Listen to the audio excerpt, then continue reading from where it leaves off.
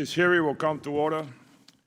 This hearing, titled The Trump Administration Fiscal Year 2020 Budget and U.S. Policy Towards Latin America and the Caribbean, will focus on the Trump administration's budget request and its policy priorities for the Western Hemisphere. Without objection, all members may have 5 days to submit statements, questions, strenuous materials for the record, subject to the length limitation in the rules. I will now make an opening statement and then turn it over to Ranking Member for his opening statement.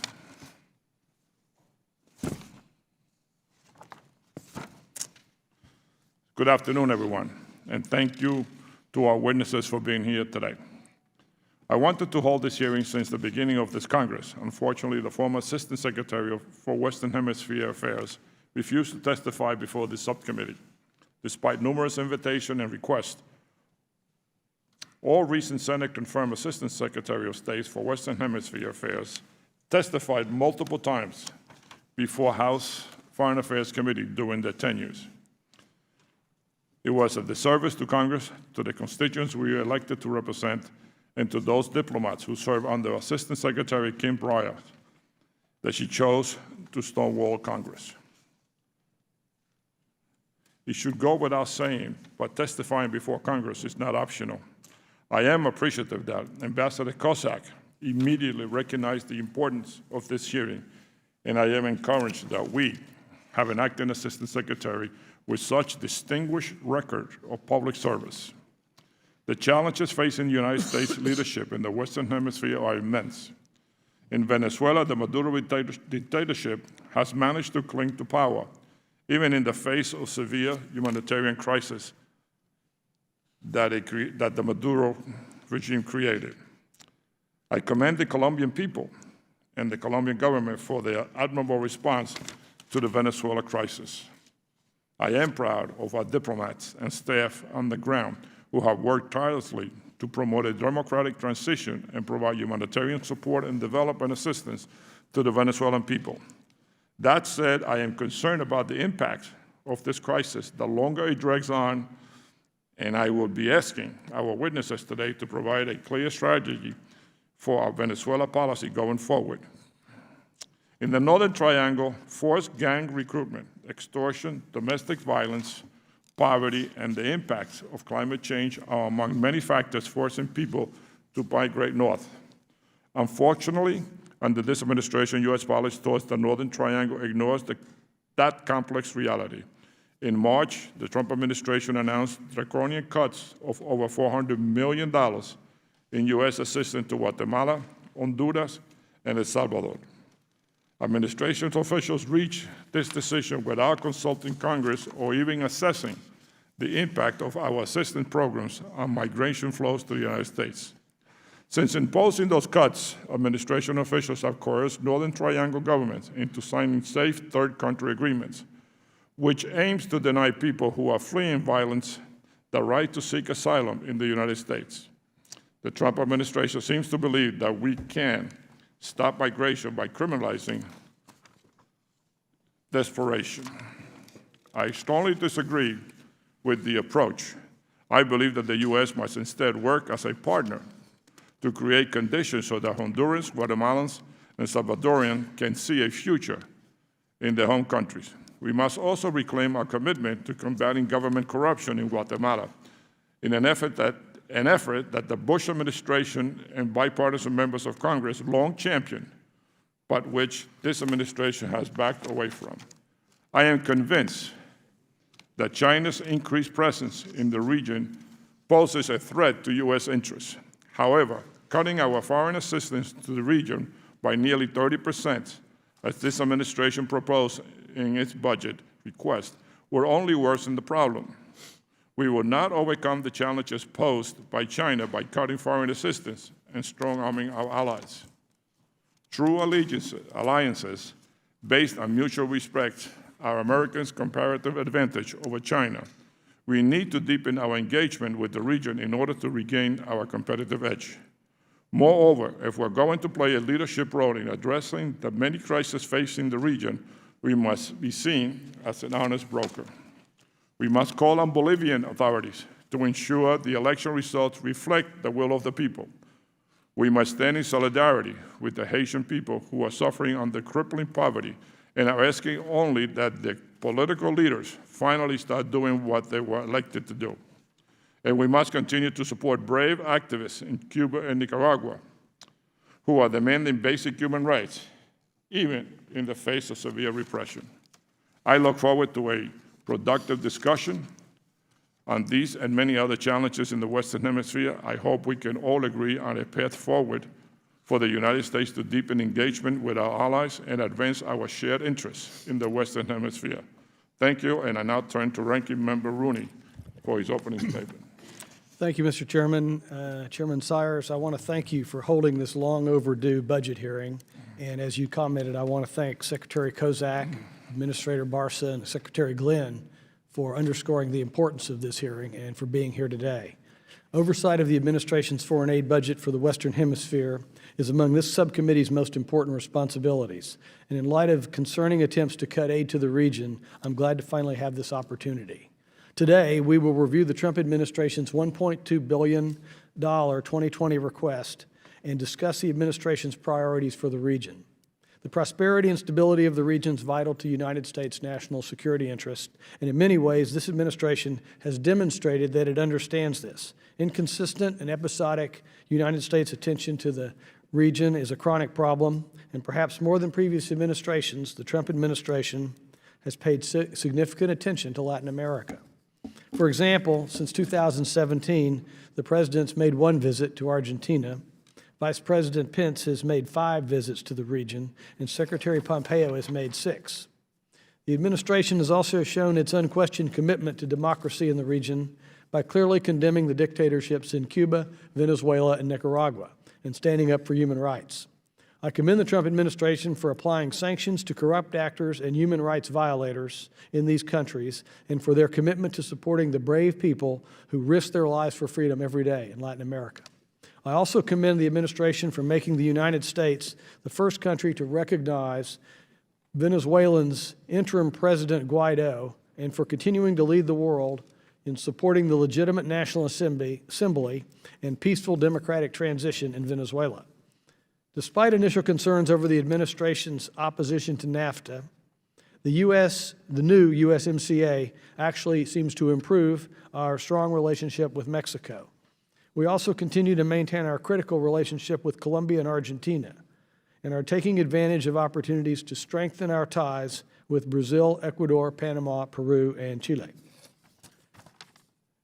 However, security and economic challenges continue to plague the Northern Triangle countries of Guatemala, Honduras, and El Salvador, triggering an unprecedented wave of irregular migration to our southern border. We also continue to face the threat from transnational crime and even Hezbollah in South America. Recent social unrest in Ecuador and Chile and the blatant irregularities seen in Sunday's presidential elections in Bolivia demonstrate the fragile state of the region's democratic institutions. We must also address the threat which climate change poses to rural and indigenous populations throughout the region, and we've seen great instances of this recently in Guatemala, and how this also contributes to migration, not only to our border, but throughout the hemisphere. China's growing influence in the region threatens our national security and continues to be a concern, threatening to erode democratic values, perpetuate systemic corruption, and undermine the rule of law. Colombia's granting of the country's largest infrastructure project in their history to a Chinese consortium, part of which has been barred by the World Bank, is the most recent and very concerning example of malign Chinese influence throughout the region. I want to commend the State Department for successfully stopping an equally bad investment of China in El Salvador. To be clear, we don't want to dictate who sovereign nations deal with, but we do want to guarantee a level playing field. The U.S. must continue to strongly engage in Latin America and the Caribbean and facilitate conditions where United States private investment can thrive. Energy security and disaster resilience in the Caribbean are other opportunities for American investment. I'm deeply concerned about continued cuts in U.S. financial support to Latin America and the Caribbean, and especially about the cutting of aid to the Northern Triangle. Our foreign assistance is a critical tool to advance our national interest and address the aforementioned challenges. I want to thank our witnesses again for being here today. look forward to their testimonies and look forward also to hearing their thoughts on the budget and how we can maintain our strategic influence in Latin America and the Caribbean. Thank you, Mr. Chairman. I yield back. Thank you very much, Ranking Member Rooney. I will now introduce the Honorable Michael G. Kozak, Acting Assistant Secretary for Western Hemisphere Affairs. Previously, Ambassador Kozak held 2 Acting Assistant Secretary roles in the Bureau of Inter-American Affairs and the Bureau for Democracy, Human Rights, and Labor. Prior to this appointment, he held the role of Senior Director of the National Security Council staff and served as the United States Ambassador to Belarus and the Chief of Mission in Cuba. Ambassador Kozak, welcome. We will then hear from the Honorable John Barsa, Assistant Administrator for the Bureau of Latin America and the Caribbean at the United States Agency for International Development. Prior to his appointment, Mr. Barsa served as the Principal Deputy Assistant Secretary at the Department of Homeland Security's Office of Partnership and Engagement. He also served in the United States Army Reserves with the 11th Special Forces Group and later the Civil Affairs Battalion. Mr. Barsa, thank you for your service and for being here today.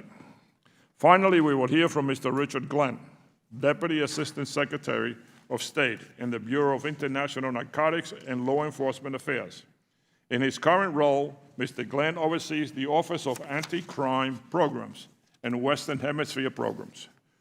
He began his work with the INL in 2011 as Deputy Director of the Merida Initiative in Mexico City and has also served in Ecuador and Argentina. Mr. Glenn, thank you for being here. I ask the witnesses to please limit your testimony to 5 minutes, and without objection, your prepared written statements will be made part of the record. Assistant Secretary Kozak, I will turn to you for your testimony. Thank you, Mr. Chairman and Ranking Member Rooney and members of the subcommittee. Thank you for the opportunity to testify on the fiscal year 2020 foreign assistance request for the Western Hemisphere. This is a time of great challenge and opportunity in the region.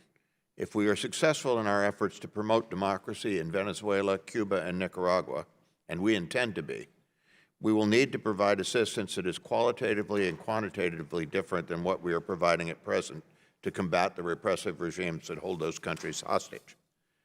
We expect our partners in Central America to show political will to break with the past, to curb unsafe and illegal immigration and corruption, and to allow all of their citizens to pursue prosperity for themselves and their families. If they do so, they will find us ready to provide significant assistance. But for those who seek to maintain the status quo, we will not let them use our assistance as a facade for their lack of political will to make real reform. Given these challenges and opportunities, Mr. Chairman, we have proposed assistance programs with the recognition that they may need to be significantly reshaped in coordination with you and the subcommittee as events unfold in the region. Our $1.19 billion request prioritizes programs that address trafficking in drugs and smuggling of people by transnational criminal organizations. And we seek to create an environment for increased U.S. trade and investment, security, and prosperity in the region to benefit our interests. Our assistance strengthens border security and combats corruption. These programs work if the partner governments are truly committed. So we expect our partners to stand up against corruption and against those who seek to preserve the economic and governance status quo. The request for the Western Hemisphere includes 8 primary components. For Venezuela, we are requesting $9 million to support democratic actors, but we also are asking for $500 million transfer authority that would provide flexibility to expand U.S. support for a democratic transition and to meet Maduro-imposed regional migration challenges. We will continue to direct U.S. foreign assistance resources to support Venezuelan democracy as represented by the democratically elected National Assembly and Interim President Guaido. We are requesting $78.9 million for Mexico. Of this, 76.25 is for the Merida Initiative to combat illicit poppy cultivation, heroin production, and fentanyl trafficking. It also supports Mexican efforts to reduce violence and promote greater respect for human rights. $445 million is proposed for El Salvador, Guatemala, and Honduras. We expect the governments of these three countries to take action to reduce illegal immigration to the United States in time to be factored into the 2020 appropriations process. Last week, the President supported some targeted foreign assistance aimed at advancing our joint efforts to deter illegal immigration from those countries.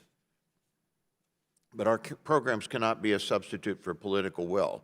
The governments of El Salvador, Guatemala, and Honduras must demonstrate that they are willing to stand up to those who profit from the status quo, which generates large numbers of illegal immigrants arriving at the U.S. southern border.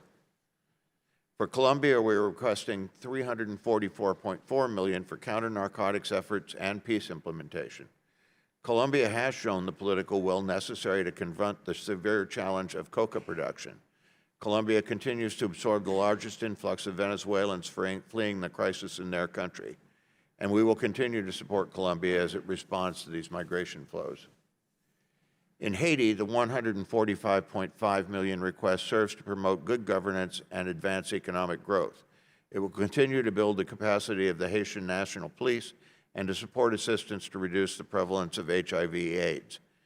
We urge the elected representatives of the Haitian people to take steps necessary to stabilize democratic governance. For Peru, the $55.1 million request will support efforts to combat the illicit drug trade and transnational criminal organizations through tightly paired eradication and alternative development programs. Caribbean Basin Security Initiative remains critical to combat crime and violence. The $40.2 million request will strengthen law enforcement capacity and improve justice institutions. Finally, the request includes $6 million to support democracy, human rights, and civil society in Cuba, $1 million for democracy programming for Ecuador, and another $6 million for democracy in Nicaragua. Again, Mr. Chairman and members of the committee, if our policies are successful in promoting change, we will welcome the opportunity to consult with you to take advantage of such positive developments. Look forward to your questions. Thank you, sir. Thank you, Mr. Secretary. Assistant Administrator Barsa, you're recognized. Chairman Theodores, Ranking Member Rooney, and members of the subcommittee, thank you for the invitation to testify today. I'm grateful for the committee's bipartisan support for USAID's work in Latin America and the Caribbean. USAID is requesting $547 million in FY 2020 resources for programs that advance U.S. national security and economic prosperity, demonstrate American generosity, and promote a path to recipient self-reliance and resilience. Our most pressing priority is Venezuela. Nicolas Maduro's inept political and economic policies, corruption, and the use of fear and violence have caused a humanitarian and political crisis that overflows the borders of Venezuela. The United States stands in solidarity with Venezuelans and the government of interim President Guaido. We've provided nearly $644 million in humanitarian and development assistance to support programs inside Venezuela and throughout the region. With FY 2020 resources, USAID will continue programs that support human rights, civil society, independent media, electoral oversight, and the democratically elected National Assembly. We are also supporting democratic actors in Nicaragua and Cuba. With bipartisan support from Congress, we remain committed to helping Nicaraguan NGOs and political activists as they seek change in peaceful, democratic ways. USAID programs in Cuba support human rights, the free flow of information, civil society, and humanitarian assistance to political prisoners and their families. In other countries, we seek to build upon progress we have made in recent years. USAID helps to advance programs in Colombia that further a just and sustainable peace, economic development, citizen security, and a culture of legality in former conflict zones. In Mexico, our programs work to prevent crime, improve access to justice, and strengthen civil society. In Brazil, USAID works to conserve biodiversity while advancing prosperity through responsible economic development. Our assistance in Peru helps reduce the production and trafficking of illicit drugs by supporting economically viable alternatives to growing coca. We welcome the recent decision to partially move forward with certain targeted U.S. foreign assistance activities in El Salvador, Guatemala, and Honduras. The success of our work depends on the leadership and political will of our host country partners. Using data shared with us by U.S. Customs and Border Protection, we are better targeting current and potential programs. We are also specifically adding migration metrics to assess the impact of our work. As Assistant Administrator, I'm committed to working with our partners in El Salvador, Guatemala, and Honduras to address the root causes of illegal immigration to the United States. The U.S. government places a high priority on our work under the U.S. Strategy for Engagement in the Caribbean. Just last week, we announced $5 million to reduce electricity prices, increase service quality, and make electricity systems in the Caribbean more resilient. And today, we have announced a $2 million partnership with the Caribbean Institute for Meteorology and Hydrology to help countries address their risks and improve disaster response. USAID was proud to stand with the Bahamian government with humanitarian assistance in the immediate aftermath of Hurricane Dorian. I recently traveled to the Bahamas with Administrator Green when he announced an additional $7.5 million to help with relief and recovery, which brought USAID's total humanitarian assistance to nearly $34 million. We remain in close contact with the Bahamian government about their plans and needs regarding long-term recovery. In Haiti, where political instability and violence reminds us that progress continues to be fragile, USAID resources address poverty, food security, healthcare services, and advance accountable government institutions. I'm particularly excited about the recent developments in our relationship with Ecuador. Thanks to President Moreno's re-engagement with the United States, Administrator Green signed a Memorandum of Understanding with the government of Ecuador in May 2019, and we plan to reopen an office in the next year. We are also continuing to monitor the extensive development needs and political situation in Bolivia. After expelling USAID in 2013, Morales has given no indication that he's willing to work with the United States. However, he recently requested assistance from USAID to fight the Amazon fires. In conclusion, this is just a short overview of our programs and plans for FY 2020 resources. We will continue to work on the prosperity, security, and good governance programs that encourage people to build better societies for their families and home communities. I thank the subcommittee for its interest and support of our work. I look forward to your questions. Thank you. Mr. Glenn, you're recognized. Chairman Sirius, Ranking Member Rooney, members of the subcommittee, it's a pleasure to be here today to testify on the President's FY 2020 budget request and the policy priorities for the Western Hemisphere. The efforts of the Department of State's Bureau of International Narcotics and Law Enforcement Affairs, better known as INL, are vital to our national security interests. INL builds the capacity of foreign partners to disrupt transnational crime and other security threats before they reach our borders. Our request of $484 million will enable INL to address the most pressing security issues directly affecting the United States. We will prioritize combating drug trafficking organizations and transnational gangs. We will address the deadly opioid epidemic in the United States, and we will work with Mexico and Central America to address the migration crisis at our southern border. The $209 million request for Colombia represents the largest portion of our request. Colombia remains the world's largest producer of cocaine and is the source of over 90% of the cocaine seized in the United States. The majority of funding will support our joint commitment with the Colombian government to cut coca cultivation and cocaine production levels in half by the end of 2023. We are on target to reach that goal. Last year, illicit coca cultivation decreased for the first time since 2012. Coca eradication is a cornerstone of this support. With our support, President Duque has quadrupled the number of manual eradicators and achieved the highest level of manual eradication in the last 7 years. We will support the restart of a safe and effective Colombian-led aerial eradication program. However, eradication is only part of the solution. These efforts must be joined by expanded police presence, crop substitution, and alternative development activities to sustainably reduce cocaine production. INL, along with USAID and the government of Colombia, have agreed to a focused implementation of these types of programs in key areas to sustain counter-narcotics gains. These efforts, combined with our support for interdiction, anti-money laundering, asset forfeiture, and justice sector reform, will deliver the results that we all seek. Closer to home, Mexico is the origin of most heroin and methamphetamine consumed here and remains the major transit zone for cocaine destined for the United States. We are alarmed at the emergence of fentanyl production in Mexico. Our work with Mexico seeks to intensify counter-narcotics cooperation through strengthening border security, increasing the operational capacity of law enforcement units, and ensuring the Mexican criminal justice system serves its citizenry and ends impunity. Our programs build the capacity of Mexican criminal justice actors to attack each component of the organized crime business model, to reduce drug production, control cross-border trafficking, remove illicit profits, and restore government control over all its territory. As the President has noted, Mexico needs to do more to root out organized crime.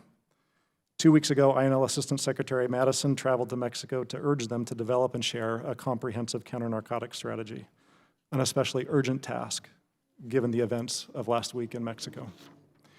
In Central America, INL increases our partners' ability to stop drug trafficking, combats organized crime, and addresses security-related drivers of migration.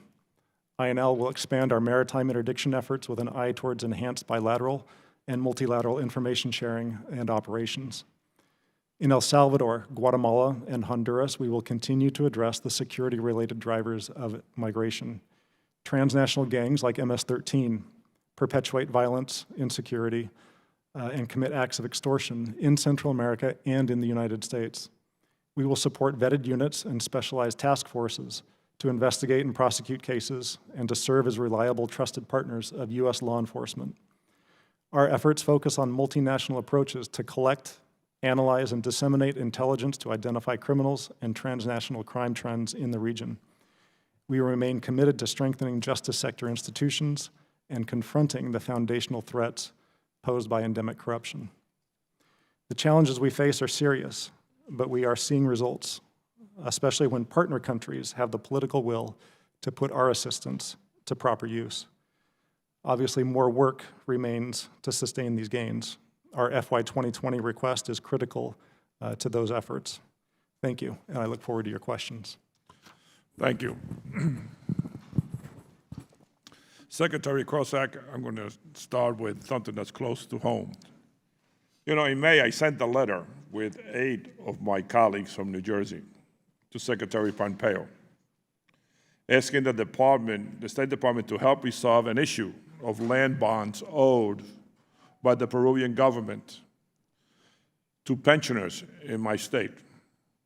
It's about $57 million. Is there any way that we can approach Peru to see if they can pay what they owe? I have 72,000 pensioners in my state that are concerned about the money that Peru is not paying. So I would ask you if you could, in your travels, when you speak to the Peruvian government, tell them that we're well aware that they haven't paid the bills. And as someone who, in 2009, voted for the Peruvian Free Trade Agreement, I kind of feel like it was a slap in the face what they're doing to the state of New Jersey. So do you have any idea if they intend to pay this? Yes, Mr. Chairman, and indeed, your letter to the Secretary has had effect. The Secretary himself has raised it with the senior levels of the Peruvian government. I already, in my interactions with them, have raised the same issue. And it's interesting you mentioned the 2009 agreement. What has happened is that agreement had a provision in it that allowed American claimants to bring arbitration cases with Peru, and at least the holders of the bulk of those bonds have brought such an arbitration case, is my understanding. I believe it's to be heard at the beginning of next year. In the conversations we've had with the Peruvians, they are saying they will, of course, abide by the result of that arbitration. So I think it's in a process now that hopefully will lead to a result in the not-too-distant future, but very much on our minds, and we appreciate you having brought it to our attention. You know, this is, they asked America to invest, and they asked for people in different countries to do certain things, and then we don't get paid. I think Argentina had some issues with that also. So I'm just, it's very hard to get the people to invest and then not get paid. That's just, I don't understand. I'm going to talk a little bit about something that's very bothersome to me. I remember the Merida Initiative. I guess this will go to you, Mr. Glenn. We have invested close to $2 billion in Mexico on the Merida Initiative. And the homicide rate in August was the highest on record. Is it worth it, continue to invest money in Mexico? I mean, the other day, I saw that the Sinaloa took over a town of 1 million people, and Mexico basically walked away. That's very disturbing to me, as someone who supported the Merida Initiative right from the beginning. Where are we with this Merida Initiative?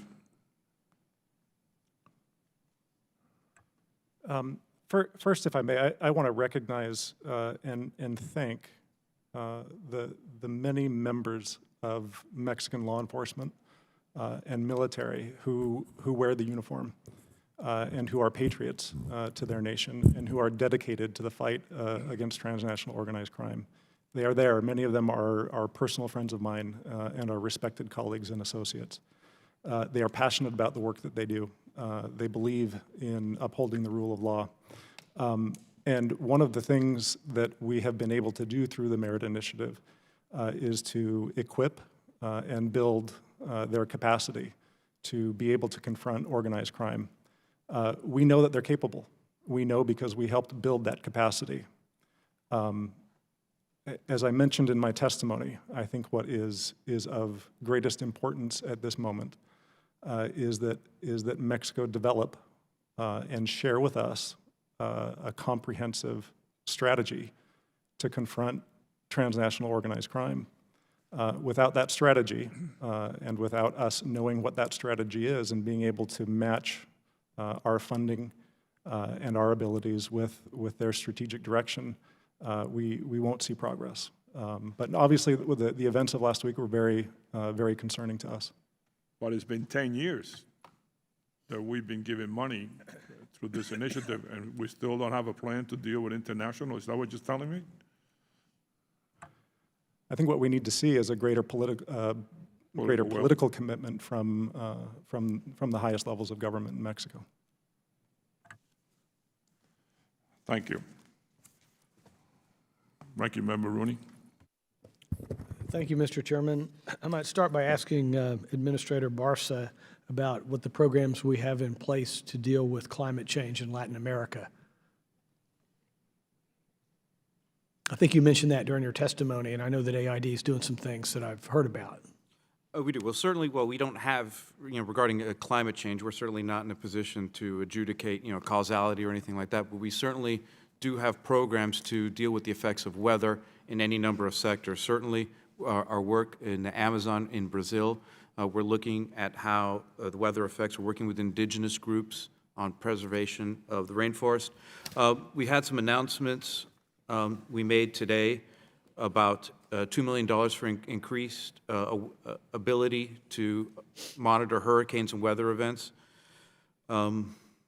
We announced on a few days ago $5 million to invest in the Caribbean Renewable Energy Forum, which also is going to increase energy resiliency within the Caribbean. We are also looking at programs, certainly in Western Highlands of Guatemala and other places. We're certainly cognizant of the effect of weather changes, so we're looking for food security where applicable. It cuts across the region, any number of activities. Secretary Kozak, do you have any comment? Because we talked about this a little the other day. Those articles have been about Guatemala with the impact on the coffee production and everything. Yes, sir. There's been a drought in the region and some severe consequence for a lot of the growers there, and AID has been working programs. I think, though, what I would add is that in addition to trying to deal with the immediate effects of climate and so on, what we're looking for is some real reform in these countries so that people are not in a position where, a bad turn in the weather, hurricane coming through or a year's worth of drought or something is going to, destroy them or destroy their lives. We need to get to see these economies become much more robust and growing and have more diversity in the types of activity.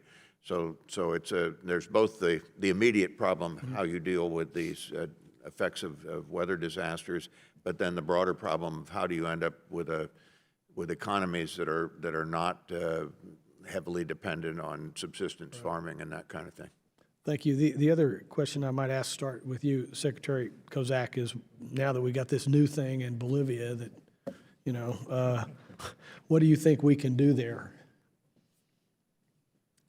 Yes, sir. Well, one thing we did do was fully support the election observation mission that the Organization of American States put in place, as well as some affiliated election observers. You know, the Bolivians have had the opportunity to have a good, clean election. It was in the process of moving forward, and then inexplicably they stopped counting the votes, and then are announcing inconsistent results. Our urging to them, and we're making it both publicly and privately, is that they respect the votes that were cast by the Bolivian people. It's not that hard to determine how they cast their votes. They have actas that show the count, and you know, they should do that and abide by the result. If they don't, we are making clear that there's going to be some serious consequences in their relationships throughout the region. Prior to this, they've been considered a democratically elected government, even though they sometimes have had policies and attitudes towards us that weren't all that productive, like throwing out USAID a few years back. But we treated them as a legitimately elected Yeah, government. the poster in that article last week about how it's maybe socialistic, but it seems to be working for the people.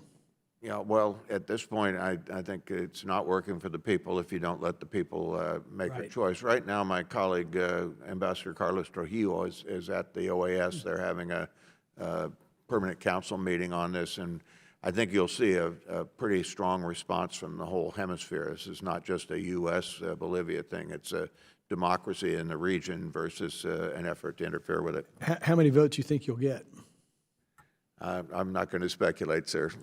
My guess, though, is it's going to be pretty strong in terms of the democracies in the region. I mean, this is the kind of thing that the Inter-American Democratic Charter and so on was designed to deal with. Is you can't have elections and then just ignore the results. Right. Thank you. Congressman Gonzalez. Thank you, and I want to thank the panel for being here with us today.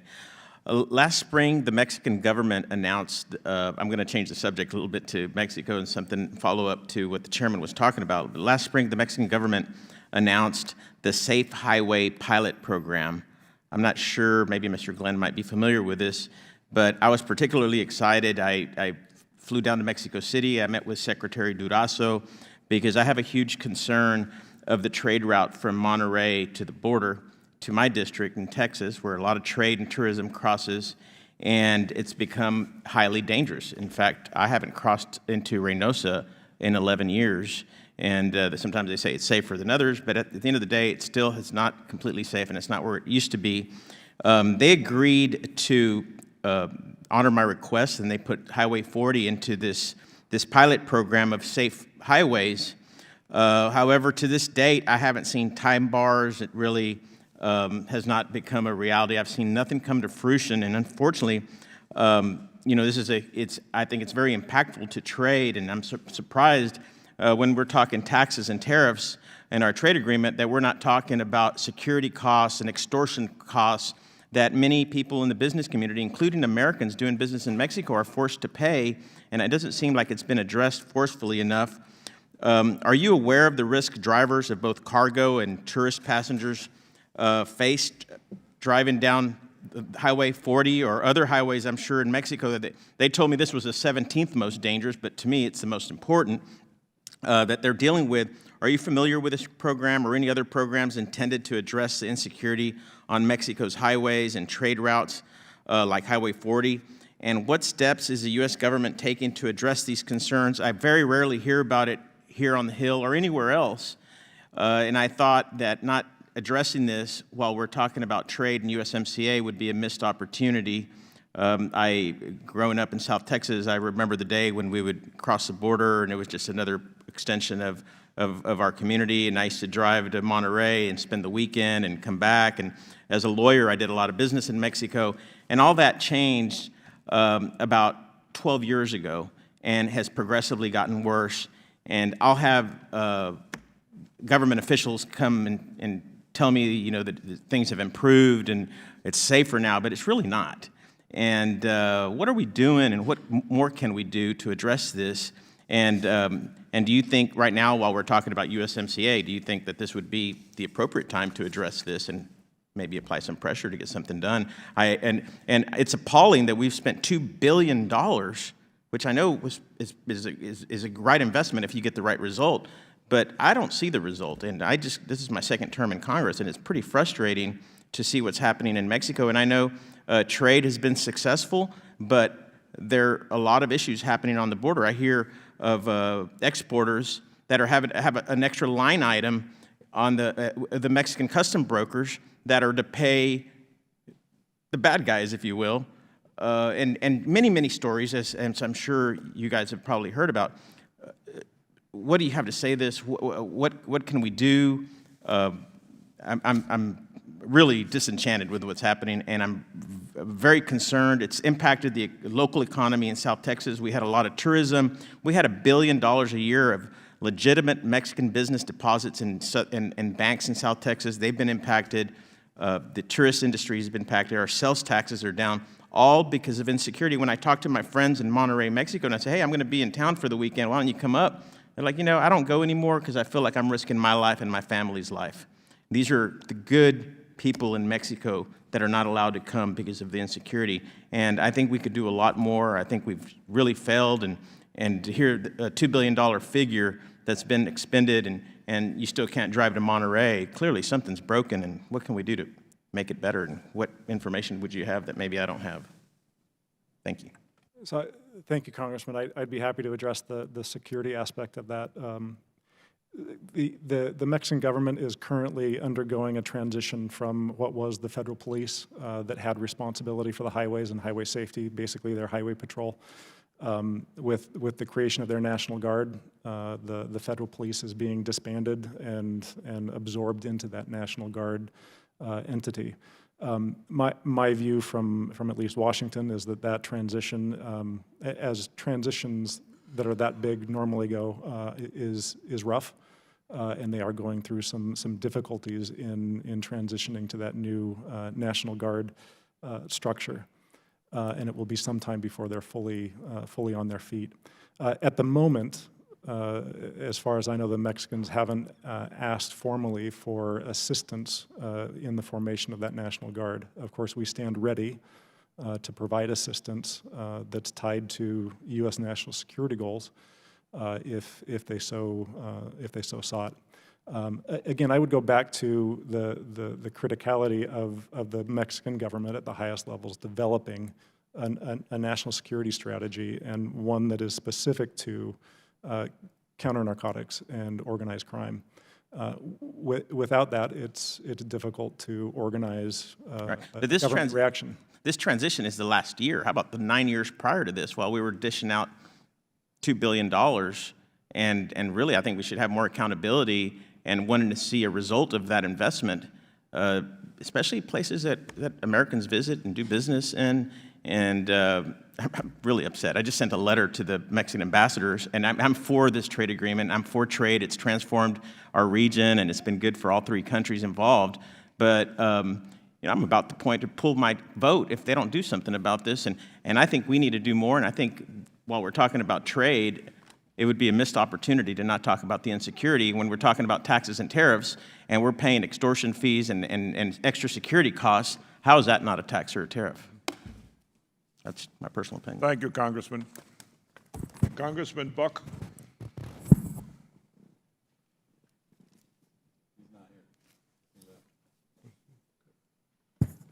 Sorry, Mr. Curtis. You don't look like Buck. That's the nicest thing you've said all day.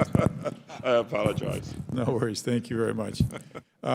Thank you to each of the three of you for being here. I'd like to use my comments to emphasize 3 points that been bouncing around in my head in relationship to travel that I've had in this region. And the first is more of a comment than it is a question, and that is my strong belief that your success in this region is incredibly important and vital to the United States, that every bit of success you have adds to the peace and prosperity that we have here in the United States, that our investment in time and energy and the men and women that work not just for you but in that region for the United States are doing very important work. And so I'd just like to emphasize that and thank you all and the many people that you represent. The second is concern about China, their influence in the region that seems to be widespread. China has engaged in an aggressive campaign to convince countries to switch their allegiance from Taiwan to China. I actually have a bill that addresses this. It's called the Taipei Act, and I hope this committee will pick this bill up and quickly address it. I worry that our effort, our U.S. dollar spent in that region are a small percent compared to the influence of China and their maligning influence, and I'm wondering if you can address that and give us some hope that, that we can counter these efforts or that we need to do more. Well, thank you, Mr. Curtis, first for the nice words about our people who, of all three of our activities that are working in the region. I mean, they're out there every day on the front lines trying to, for exactly the reasons you indicate, trying to improve things because it does contribute directly to our security and prosperity. Second, on China, we've put a substantial effort into this, and my principal deputy has been in our bureau the main spark plug behind this thing. And I think we are making some progress. What we are trying to get across to people in the region is to say, look,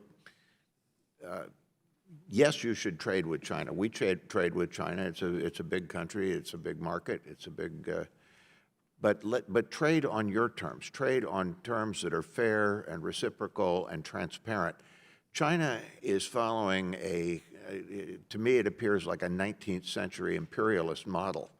In mercantilist and government agencies and so on. And this is why we can't compete directly in terms of what kinds of money they put out there to bribe people or to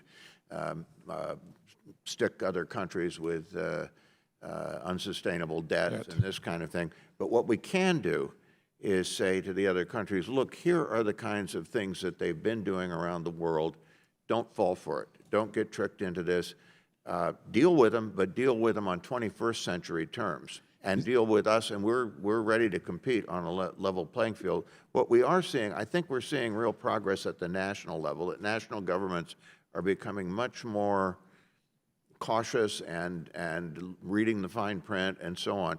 What we're seeing now, and maybe it's a sign of that success, is that China is trying to move to the municipal and provincial level in these countries and see if they can find ways to make inroads there.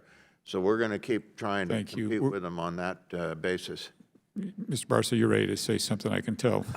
Well, because I'm ready to say something because I'm so proud of the model that USAID has for the region compared to the Chinese model. Our model of development is truly a model where we have countries on a journey to self-reliance. As Administrator Green has said, the goal of our foreign assistance is to get countries to the point where foreign assistance is not needed.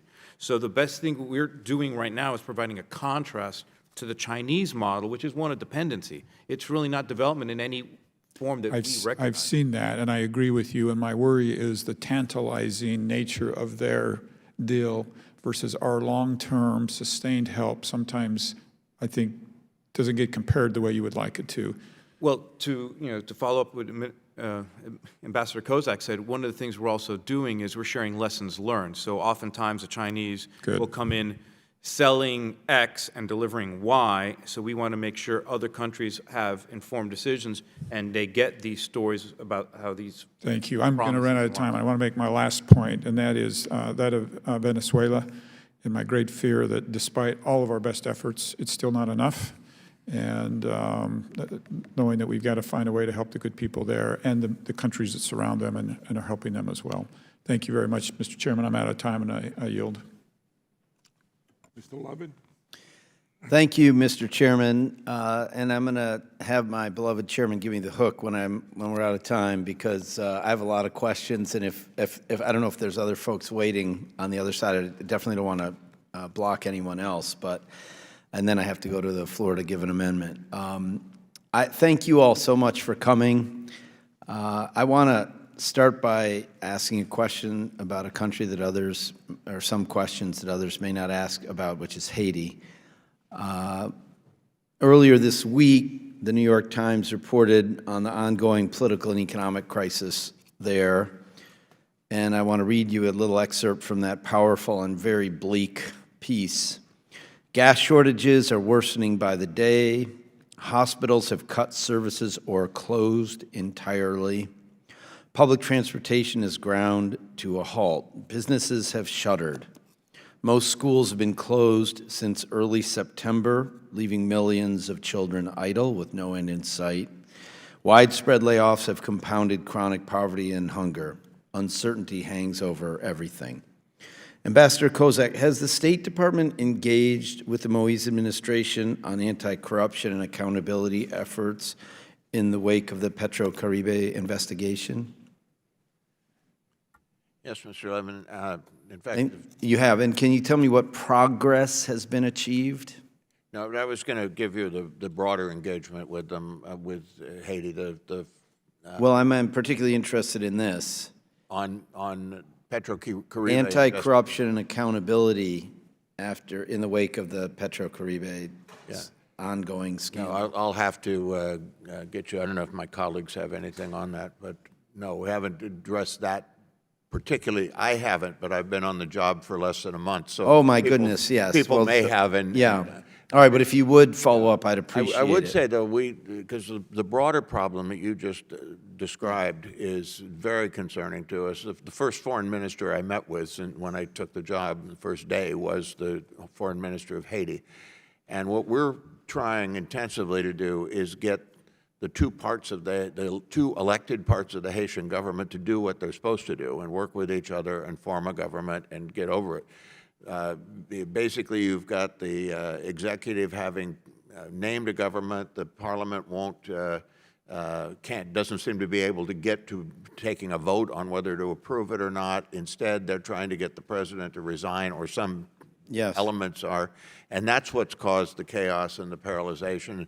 Our ambassador there, along with a broad core group of other countries, is working, tirelessly to try to get all the different sides to sit down, come together, and try to find some kind of an accommodation so they can get the government. Well, if the government is a kleptocracy and is stealing hundreds of millions and billions of dollars meant for the development of the country, I'm not sure how effective that approach will be. Earlier this month, the Miami Herald reported that human rights defenders are calling for investigations into police brutality and misuse of tear gas by the Haitian National Police. During these recent protests, Ambassador, has the State Department raised these serious human rights concerns with the Haitian government? We raise human rights concerns generally, but let me say, I mean, our experience, and I go back with Haiti 25 years ago. I was special negotiator with Haiti and went through some of the crises then.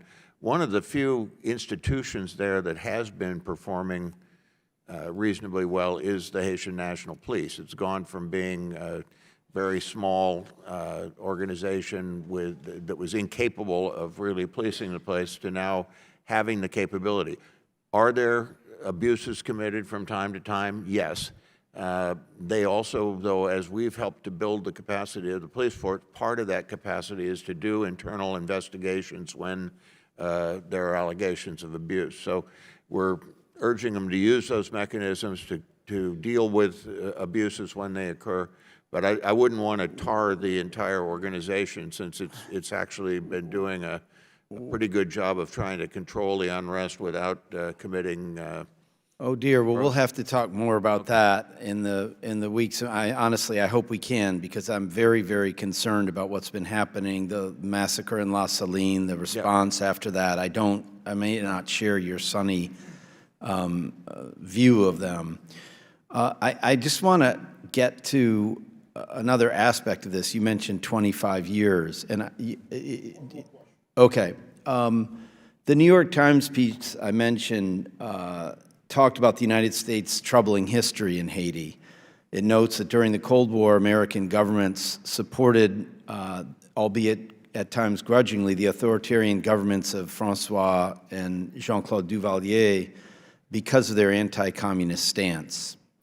And by the way, I was there in 1980 and again later, and I saw this firsthand as a young student. In January, Haiti broke with precedent and voted with Washington at the OAS to reject the legitimacy of Nicolas Maduro. Now, let me be clear. I believe Maduro is a dictator who's caused the people to suffer.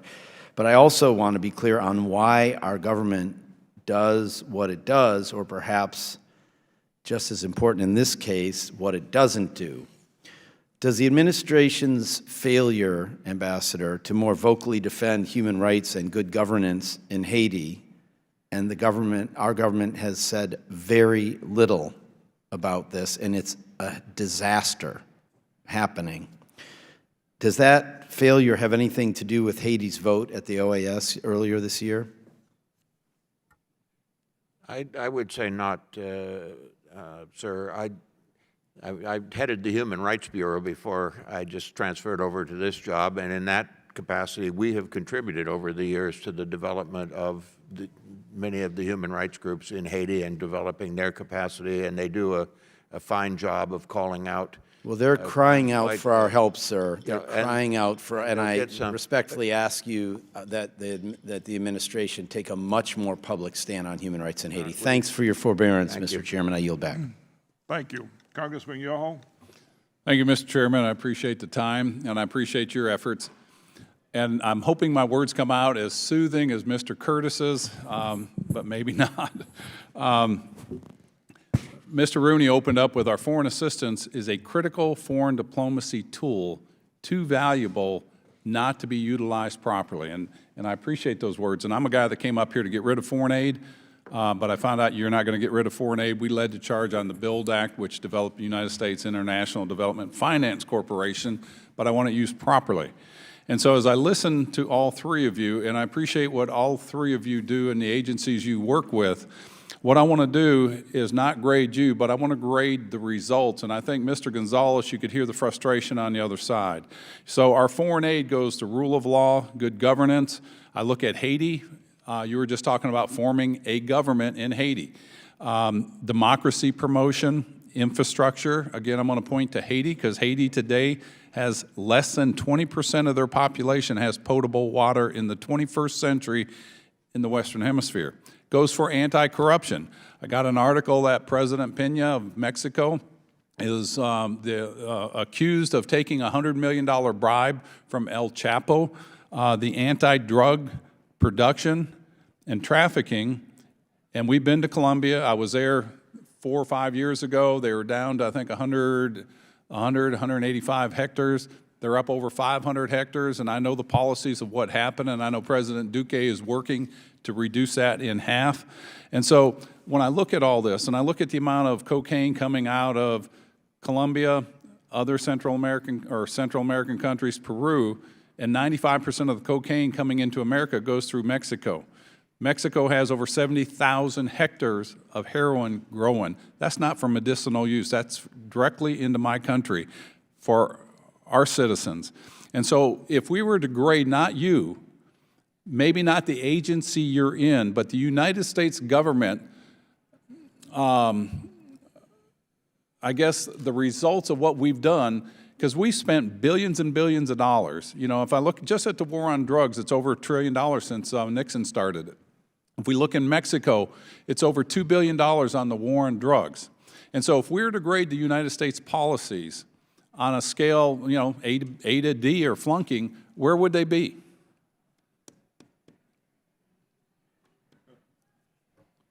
Congressman, thank you for your question. So let me start by saying I never would have accepted the nomination to this position if I did not feel that the mission of USAID was in furtherance of U.S. national security and national interests. So yes, there are anecdotes, certainly I found and cognizant of, where maybe aid did not work as intended, but on the counterbalance, there are stories and anecdotes where differences can be made. For example, if I may, in Colombia, USAID has numerous programs in Colombia to help solidify the peace and deal with the Venezuelan crisis as well. So just for example, Colombia has had to deal with 5 decades of war. That chaos at all levels. So an example of a USAID program that's making a difference is we're working with the Duque administration for land titling in a place called Ovejas. So this is a USAID program. So what we're happening, this program in here is getting people who didn't have title to the land. What we found is when people have title to the land, the recidivism goes down to less than 25%. But again, it is an incremental program. When I was being confirmed, on the Senate side mostly, I think I was kind of unique in that I said I would be coming back to Congress with example of failures, because I think it's only natural as we try different things that not everything is going to work. But I've committed to then, I committed to you and members of this committee as well, to modify, and we have metrics in place to measure what we do, and when things aren't... How long have those metrics been in place? Well, metrics have been in place since the beginning of our programs, but what I've been doing since I've arrived here, I've looked at metrics in different ways. You know, I'm going to cut you off there because I want to get some points across. You're all talking about, well, and it's almost like a checklist. Well, we do good governance, we do democracy building, we do this, and we check the boxes off. The rhetoric's there, but the actions aren't, or the results. And I look at our policies, and yeah, we agree with everything you say, and it would be wonderful if they would follow through, but then I look at what President Trump did. We're blocking trade until you do something about helping us with the border. We need tougher action in what we're doing, and I'm not saying maybe that's the best thing, but it was effective. And I need to hear from you guys, and feel free to again, call my office, slip something under the door anonymously, as long as it doesn't blow up, and just let me know what. And it's probably our fault, and if you guys would just say, if you knuckleheads in Congress would allow us to do this, we would get better results. Because what we're doing, I'm not seeing it work as good as it should for the amount of money put into it and the amount of effort that you guys put in. And I appreciate what you said about the Mexican law enforcement. They're out there every day risking their life, but you got corrupt mayors, you got corrupt, I mean, a mayor can't get elected hardly and speak out. They get murdered the next day. Or the president, if the president of the country of Mexico is that corrupt, how the heck do you expect anybody else to be? So we have got to do something different. And if they want to go to China, I hate to say let them, because they're going to be coming back and realize that China is going to dictate to them everything they do. And I think we need to focus on what we're going to do with the allies that believe the way we believe and the things that we do, and we need to draw that line in the sand. You're either with us or you're not. You choose. I'm not going to dictate to you what you do. And it was more of a rant. Anybody got any further comments, if the chairman will allow me? Yeah, 30 seconds. 30 seconds if somebody wants to chime in. Mr. Glenn, you had your hand up first. I appreciate the concern. It's one that we all deal with every day as we do our jobs. How do we make this more effective? How do we make it work? Just one piece of data. 49% of the cocaine interdicted in the Western Hemisphere is done by partner nations. They're capable and able to do that because of the assistance that we provided. If they weren't interdicting that 49%, it falls on us to do it, and it's expensive once it gets inside the country. And then we've got to look internally on why are we using so much drugs in this country. I mean, we've got the demands. I appreciate what y'all do, and I hope you don't take that too critical. Thank you. Yeah, I would just add, I think you've heard from all three of us when we talk about the results of the programs versus the political will of our partner governments. You can have really good programs with all your metrics and evaluations that show that you have created a capability. The cops are capable of investigating a crime, uncovering corruption and all of that. But if you have a senior official who's taking money from El Chapo or something, it's not going to get the result.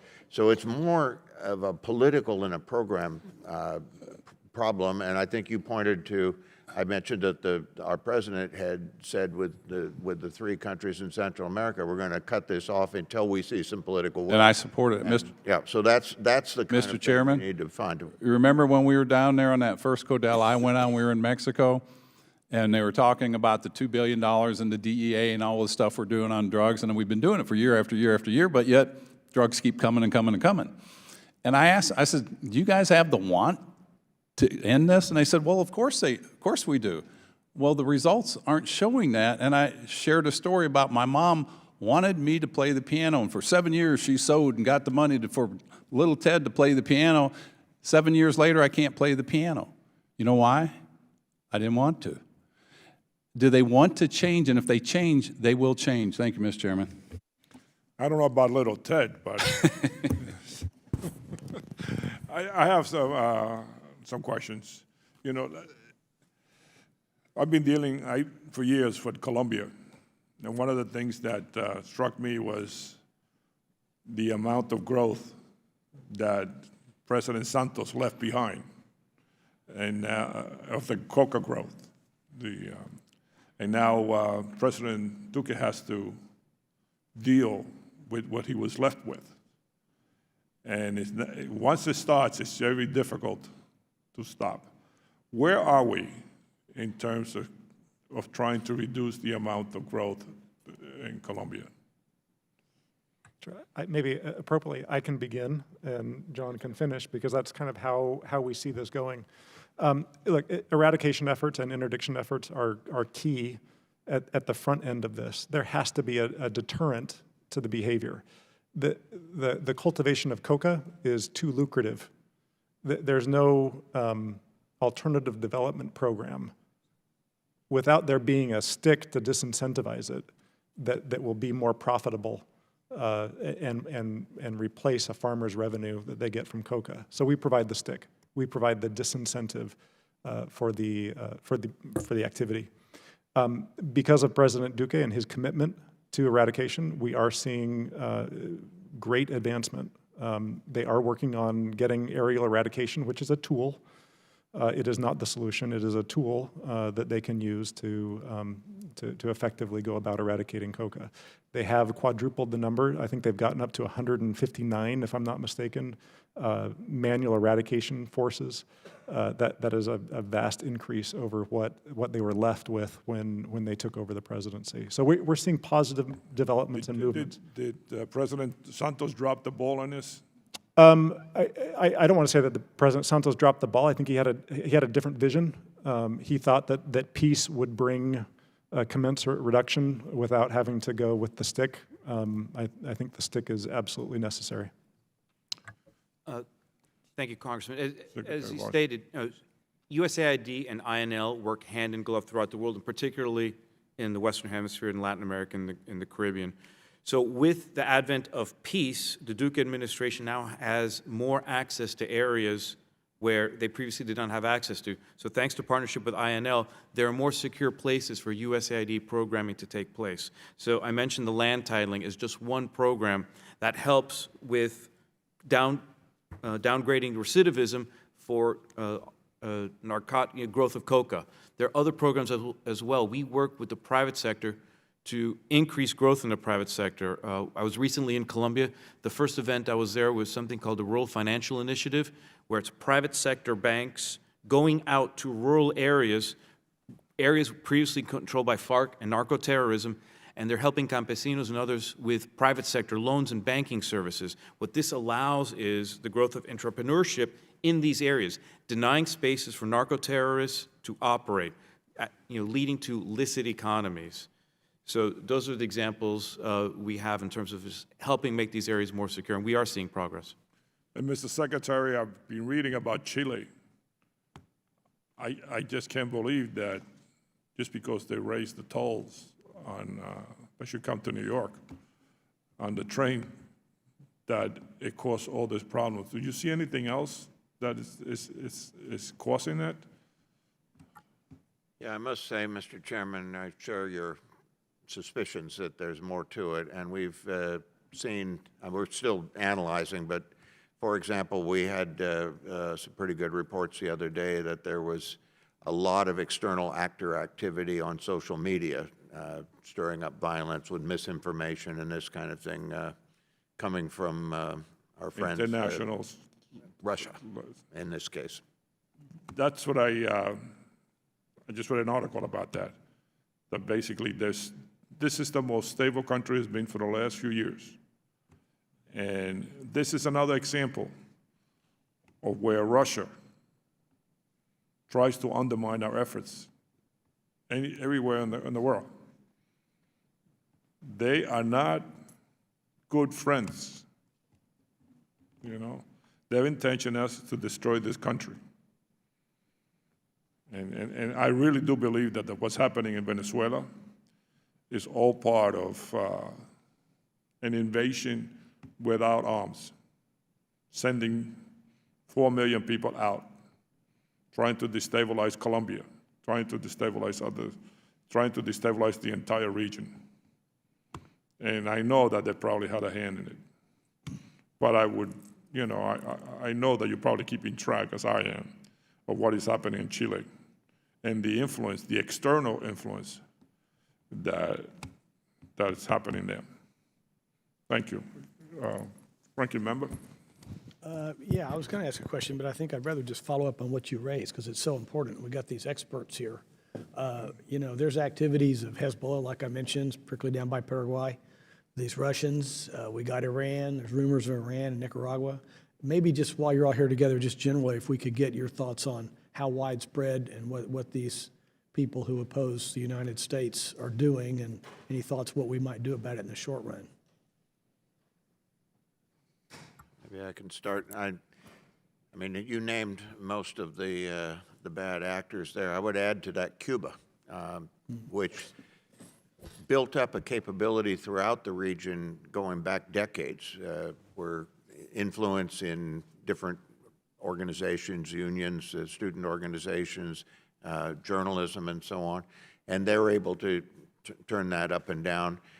You've got the Hezbollah operating, as you mentioned, in the area with Paraguay and Argentina. But these are, and then Russia.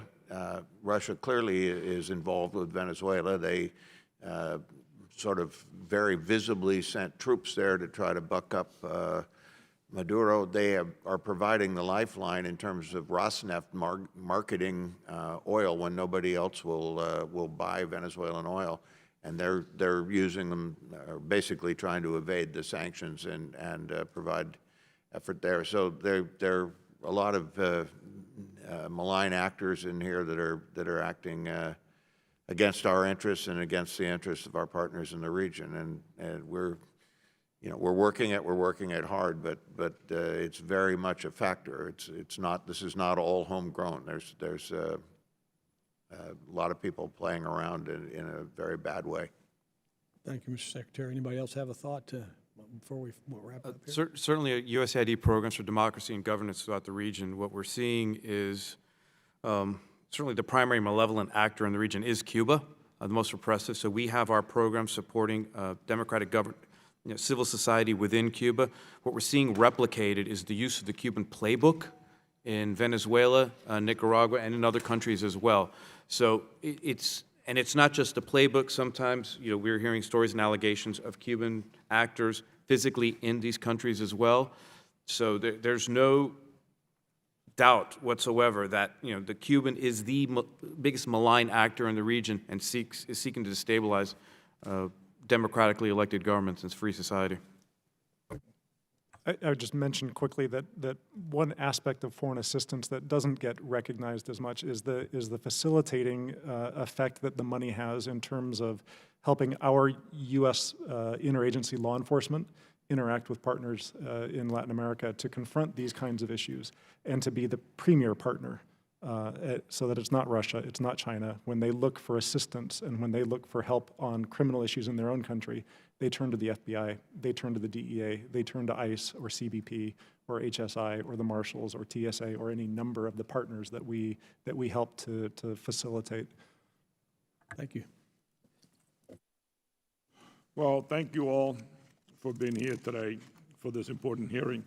Promoting the democratic transition in Venezuela, addressing the root causes of migration from the Northern Triangle, and confronting the challenge posed by China will require a sustained commitment from the United States to support our regional allies.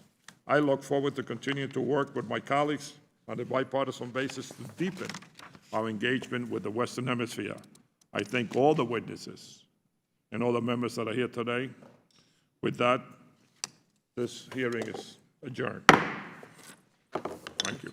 Thank you.